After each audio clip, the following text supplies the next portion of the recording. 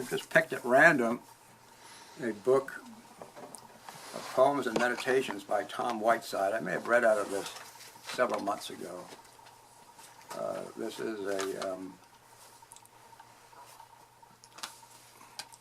he also wrote a book called Along Sager Creek. Well, I don't know where Sager Creek is, but this is called An Inland Journey, and it's signed by the author in 1984, and it's out of publishes out of Little Rock, so I'm assuming he's from that part of the world. And I was going to pick at random a couple of poems, little poems, and see what happens. Okay? This is called Out of Chaos, which is probably representative of the country right now, so this may be timely. It's very short. Being speaks to disorder and confusion. Galaxies and worlds appear, and I stand here listening. Hope you got a lot out of that, because that's all there is.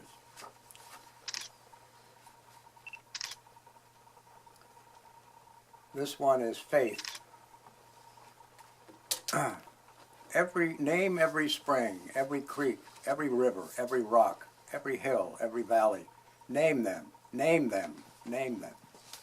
Out of the unknown, all things are born. Out of darkness, light is born. Out of solitude, community is born. Out of spirit, the whole is born. Accept the logos and the canons, and leave the seen phenomenon to scientists, for only faith can grasp the unknown magnitudes.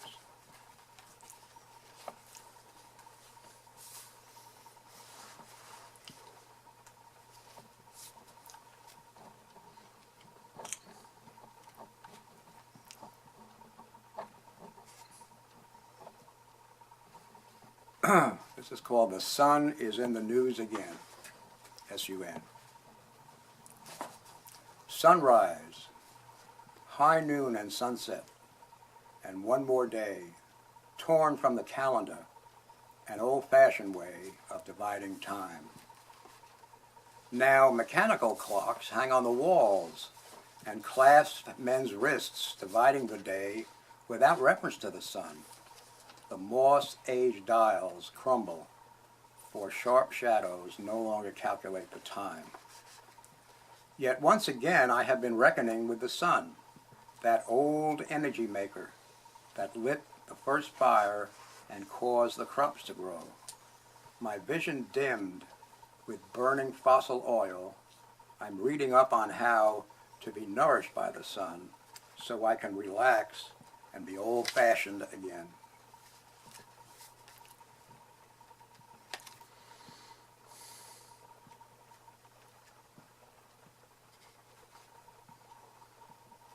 Joe Dem would appreciate this. The high cost of communication. Communication specialist. Thank you.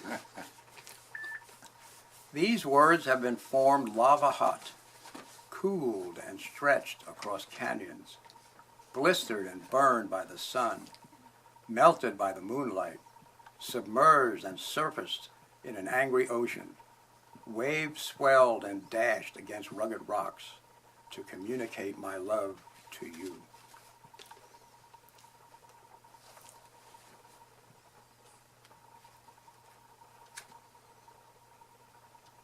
Language for a New Day.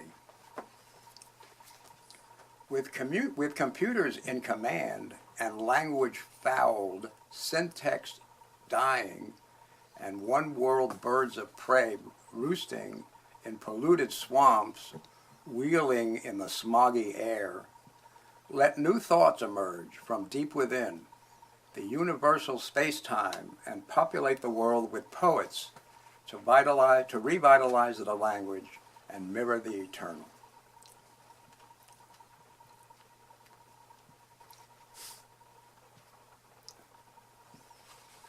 Here's a haiku. You guys familiar with the haiku form? You know about the haiku? It's a Japanese poem. It's get the forms. It's 3 lines, and there's certain rhythms in the lines. I think it's 5-7-5 or something like that. Very short poems. Sun rays in the east, leaves in tall oak trees moving gently with the wind. Short and sweet. I've written a couple of haikus in my time. It's an interesting form. Got to say a lot with a few words. Okay, the last one, and then I'll let somebody take over from me. This is called Mysteries. I'll ride with fairies on a dolphin's back and dance upon mosaic pavement stones to words and sounds beyond the zodiac that reach into the marrow of my bones. Sometimes in joy I seize the moment till, with time and timeless as a unity, the moment of all moments may instill the wonders of complete simplicity.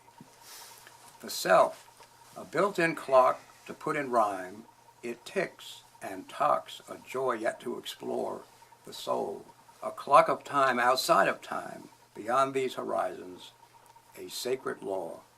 Within these lovely walls let me enroll, for mysteries lie harbored in the soul.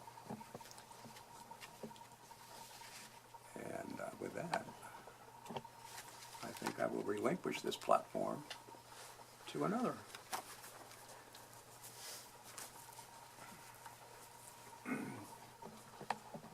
That was Tom Whiteside. Okay. Well, I had to dig deep to find something. I'm about out of stuff. I haven't been doing much lately. Not much lately. Well, I'm going to have to start writing again one of these days. Oh. All right. This one is Out Where the West Begins. Out where the handshakes are a little stronger. Out where the smile lasts a little longer. That's where the West begins. Out where the sun is a little brighter, where the snow is a trifle whiter, where the bonds of home are tighter. That's where the West begins. Out where the skies are brighter, out where the friends are truer, that's where the West begins. Out where the breeze is blowing, where the laughter in a stream is flowing, where there are more reaping and less sowing, that's where the West begins. Out where the world is in the making, where fewer hearts are aching, that's where the West begins. Where there's more singing and less sighing, where there's more giving and less buying, and a man makes friends without really trying, that's where the West begins. And this one is the Spring Roundup. A world of dust, peopled by strange shapes that whirl and plunge and rear, a carnival of sound deep, wide, and hoarse that speaks maternal fear. Stern work for man and trusty horse. Swing out, swing in, and pass. The day is hot and long, but yet, tonight upon the grass, the horse will ease his fevered sides. And man will count it blessed to smoke and talk, and lastly know the pleasant range of rest. That's it. That's it. Very good.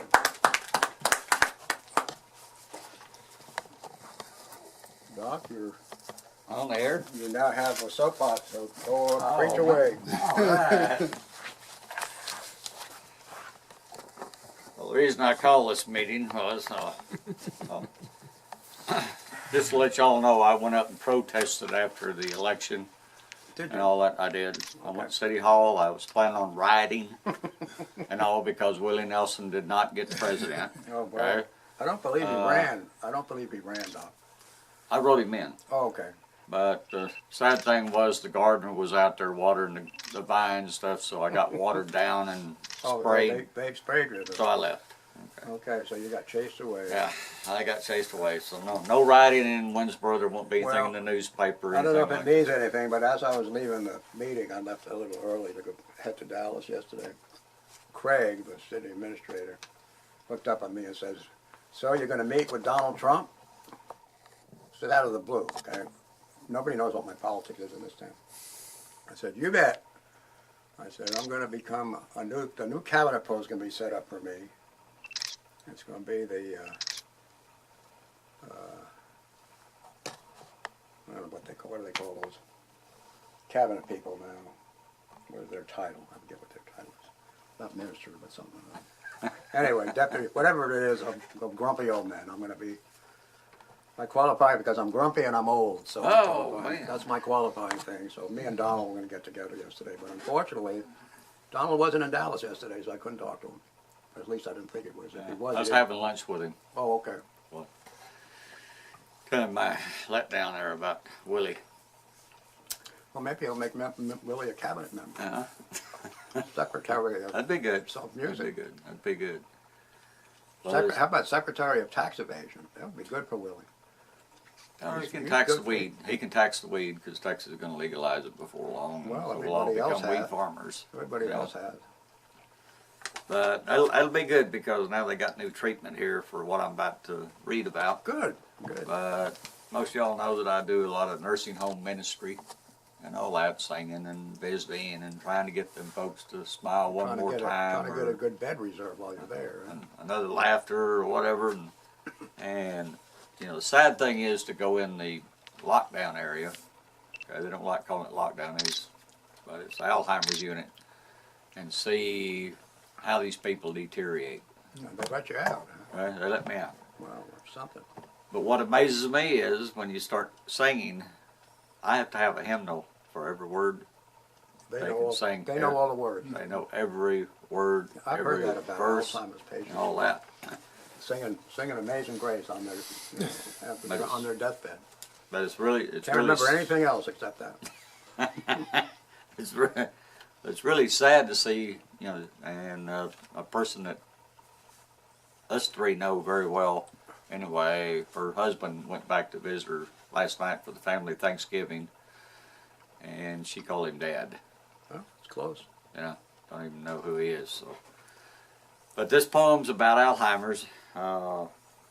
Author's unknown, but I did put some chords. He probably in this. forgot what his name He is. probably forgot. You know, I spent years writing a good poem about getting older, and I forgot how And it I went. forgot how it went. But don't ask me to remember. Don't try to make me understand. Let me rest and know you're with me. Kiss my cheek and hold my hand. I'm confused beyond your concept. I'm sad, sick, and lost. All I know is that I need you to be with me at all cost. Do not lose your patience with me. Do not scold, curse, or cry. I can't help the way I'm acting. Can't be different, though I try. Just remember that I need you, that the best of me is gone. Please don't fail to stand beside me. Love me until my life is done. That summed it up for a lot of those folks back there. I read this one, I don't know how many months ago, or maybe last year, but kind of hats off to the Cowboys since bought the new hat and all that. Still ain't got adjusted to it yet. I don't know if I'm going to. It's hats off to the Cowboy. The city folks think that it's over, that the cowboy has outlived his time. An old worn-out relic, a thing of the past. But the truth is, he's still in his prime. The cowboy's image of freedom, the hard-riding boss of the range. His trade is a fair one. He fights for what's right. And his ethics aren't subject to change. The small tips, his hat to the ladies. Let you water first at the pond. He believes a day's pay is worth a day's work, and his handshake and word are his bond. That one come out of the Ride for the Brand Red Steagall. Thank you. Well, Joe Dan, I think it's your turn. Okay, you ought to hold this. Well, if you don't mind it jiggling around, you know. That You know, it's old guys. stills, maybe. You can't hold anything straight. I can't either. I'm gonna get some props here. Props, he needs props. You're gonna play the ukulele for us. And the saw, he can play the saw too. Boy, he's just cooking here. You got Charlie number 2, huh? Yeah, we'll get Charlie over here. The hat's there.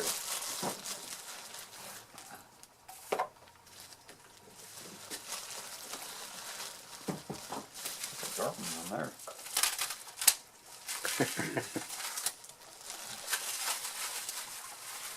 Mercy. Saw with a deadly weapon. Does anyone know what this is? Whoa. It's a deadly weapon. That's what it is. Let me get a picture of that. Doc, Yeah. you know what it is? Bet it's something you harvest cotton with. It's a cane knife. Cane knife. This- Wow, this- it's close. This was Ambrose Tenney's cane knife, and it was still in use when I grew up on his farm.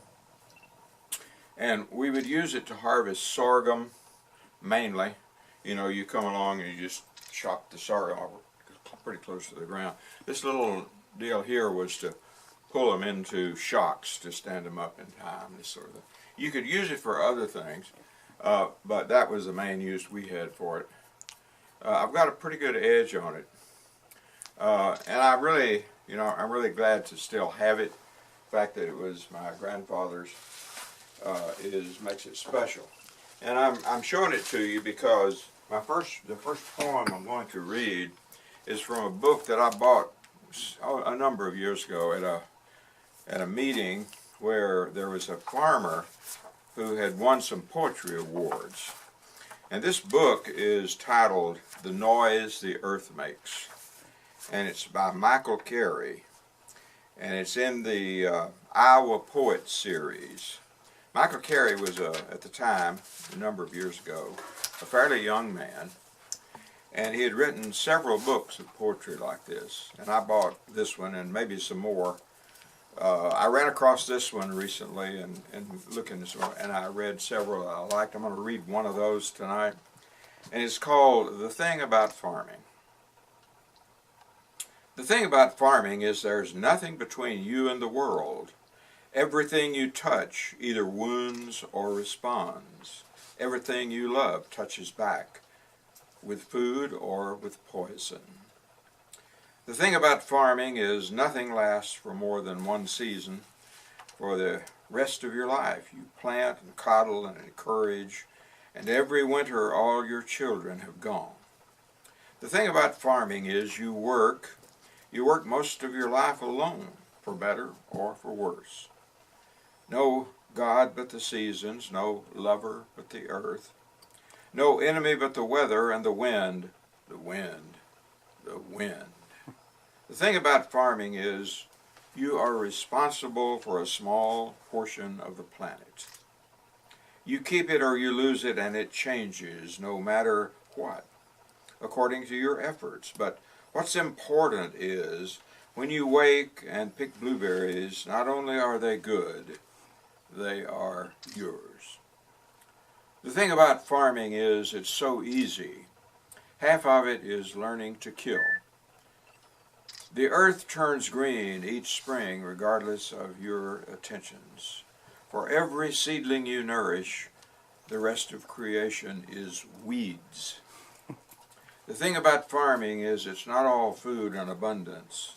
Sometimes it's drought. Sometimes you get eaten by your own machinery. The banks don't give you that loan and you go under. Sometimes you find a deer snagged on a fence, and along with an underworld of stealth, you're drawn to the spot, curious about the carcass, its death, and your own. Michael Carey. I like that poem because it does seem to catch a part of what farming is all about. The other poem is one that I wrote several years ago. I'm not sure exactly how many, 10 maybe. And I have a little prop to show you before I read it. This is a ukulele that I bought new 1961 at Art's Music Shop in Montgomery, Alabama. By the way, what does the number say at the bottom of the deal there? What does it say? The number at the bottom says we've got 9 minutes Okay, and that's 33 enough. seconds left. This is a Martin concert ukulele that was in the window of that store. Boy, And I Martin. was caught by the beauty of it. This is the same instrument.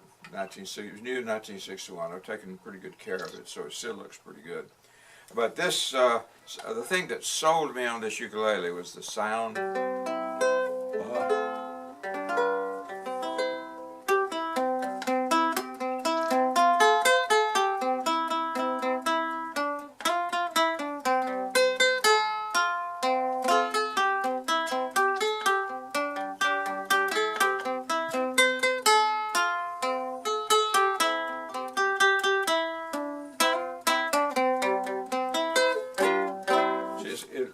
It's a very nice sounding ukulele, one of the nicest sounding ones that I've ever owned or heard. And I was inspired to write a poem about ukuleles featuring that particular one. I wrote this in June the 15th, 2011. And the title of it is Ukuleles I've Known. A silver tone from Sears, first uke I owned. Brought me teenage tears when it was sat on. Window of a music store about a decade hence. It was a ukulele and more, broke down all defense. Inside to check it out, it's a concert Martin, just can't do without my life to enhearten. Price is $55 with case, the year is 1961. No way to about face, this is to be the one. Other ukes come and go, and I've loved one and all. One thing sure I know, I'm in this one's thrall.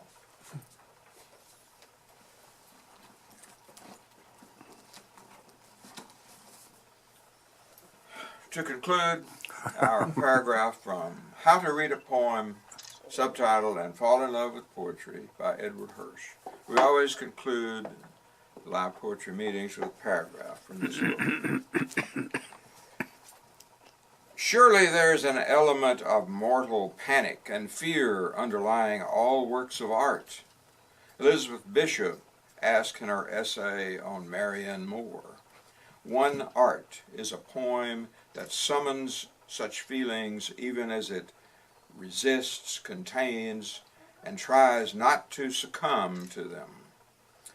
That makes it all the more moving when the resistance finally caves in at the end. It's a short paragraph. Oh, okay. That's it for today. That's it for today. Okay. Reiterate about attending chapel tomorrow night? You can turn that off. now. Yeah. Unless you want to record Doc, giving you a promotional message. Go ahead. I was going to let you do it. Oh, you want to do it? I was going to let you do it. How about you do it? Okay. Let's have a. We're just taking pictures of each Just other. taking pictures of it. Okay. Tomorrow night, Saturday night, at Tenney Chapel United Methodist Church, the The quintessential country church. Yes, thank you. You're very welcome. The quintessential. The church is quintessentially country. Our fourth year of free concerts, family entertainment, mostly string band music. We'll have a lineup from 6:30 to 8, and among those performing are myself and the aforementioned Doc Davis on his washtub bass. Oh. I'll probably be playing a Melly 8-string baritone ukulele at that event. In addition to that, and then Doc will do a set of his own. We've got the Wood County Line Bluegrass Band, headed by Eugene Allen. We have the Wendell brothers, Travis and Todd, who are old-time bluegrass-type musicians as well.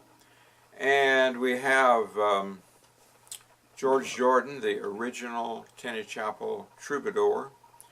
I don't know whether I'm omitting him, but let me look. Eddie check Owen. a note of mine here. Oh, Eddie Owen is going to have a